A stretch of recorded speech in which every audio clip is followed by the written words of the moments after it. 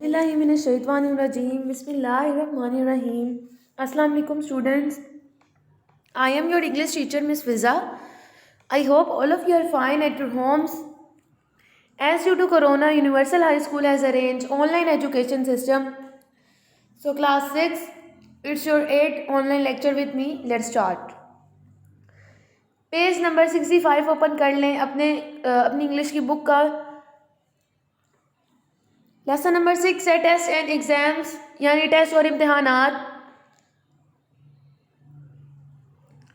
हमने आज स्टार्ट करना है 8 वाले पैराग्राफ में से जहाँ से हमने लीव किया था। स्टूडेंट्स, अभी तक हमने 8 पैराग्राफ में जो जो पढ़ा मैं आपको बता देती हूँ हमने क्या क्या पढ़ा था। हमने ये लिखा था किसी इम्तिहान या टेस्ट से फ़ौरन पहले दिमाग में कोई भी चीज़ अपने नहीं डालनी चाहिए, मैंने आपको बताया था। ठीक है, सुबह केस बताया था, सुबह का उठने वाला जो सुबह उठ के अपने काम में लग जाता है। नाइट ऑल बताया था, रात को जो जागता रहता है। और ये भी बताया था कि अगर आपको ज़ुबानी कुछ याद करना पड़े तो बुलंद आवाज़ में याद करें, कानों तक आपकी आवाज़ जाए, इससे आपको अच्छी तरह याद हो जाएगा। इसके अलावा ये था कि अगर आपने कुछ ज़ुबानी याद करना है तो अपने दोस्तों और घर वालों पर आजमाएं, उनसे कहें कि हम मुझसे सुने। ठीक है, इसके बाद था कि तमाम हिदायत और सवालात को गौर से पढ़ें और हर सफ़े की दोनों तरफ को देखें। आज हम स्टार्ट करेंगे पैराग्राफ नंबर 8 में से जो रह गया था, वहीं जहाँ से हमने लीव किया था वहीं से स्टार्ट करेंगे। बिस्मिल्लाहिर्रहमानिर्रहीम। जस्ट राइट डाउन की वर्ड्स और that you stay on track. Answer all the compulsory questions, the ones you have to answer. 9 वाला पैराग्राफ है। Check your work when you have finished, starting with the instruction to make sure you did what you were asked to do. Did you have to answer every question, some questions or a number of questions from each section? Check that you have done this. इसकी translation करना start करते हैं।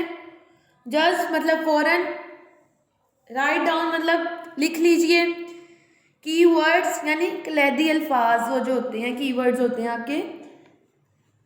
So that ताकि you क्या है second person, आप सुन रहे हैं तो आप क्या हुए सेकंड पर्सन, आप सामने नहीं है, आपके बारे में बात हो रही है तो आप क्या हुए second person. Stay on track, अपने मौजू पर रहें।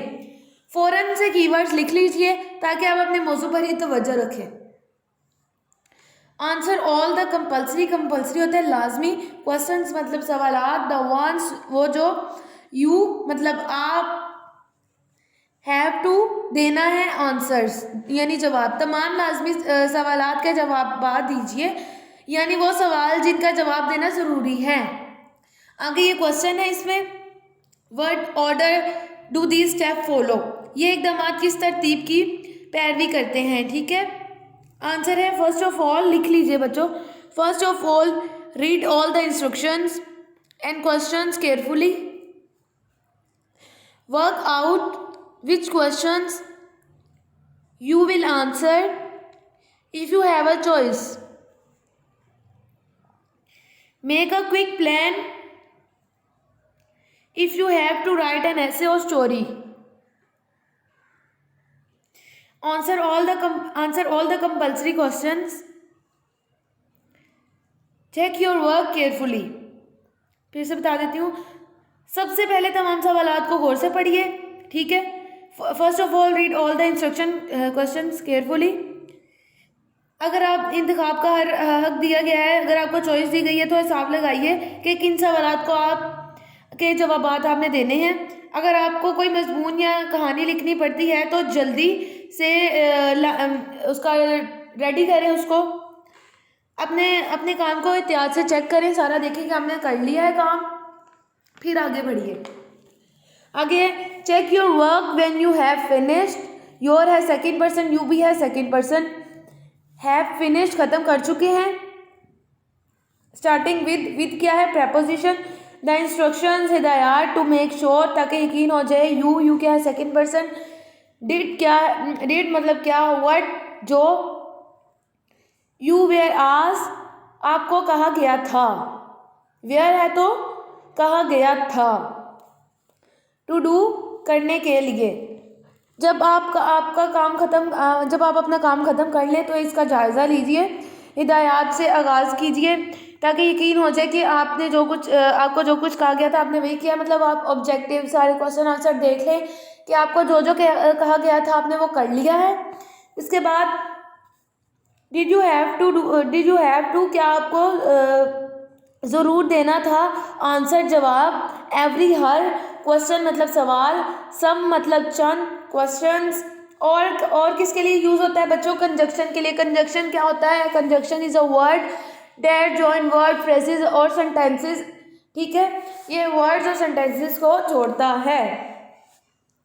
क्वेश्चंस फ्रॉम ईच सेक्शन, क्या आपको हर सवाल का जवाब देना था, चंद सवालात का जवाब देना था, या हर हिस्से के कई सवालात का जवाब देना था? क्या मतलब आपको कुछ सवाल का जवाब देना था या सारे सवाल का जवाब देना था? ये आप चेक कर लें। फ्रॉम क्या है यहाँ पे बच्चों? प्रेपोजिशन है। प्रेपोजिशन क्या है? A preposition is a word which shows the relation between a noun, pronoun and some other words in a sentence. ठीक है बच्चों, अब कुछ वर्ड्स अंडरलाइन करवा रही हूँ, काइंडली अपनी पेंसिल पकड़ लें, वर्ड्स अंडरलाइन कर लें। जस्ट मतलब फौरन, राइट डाउन मतलब लिख लीजिए,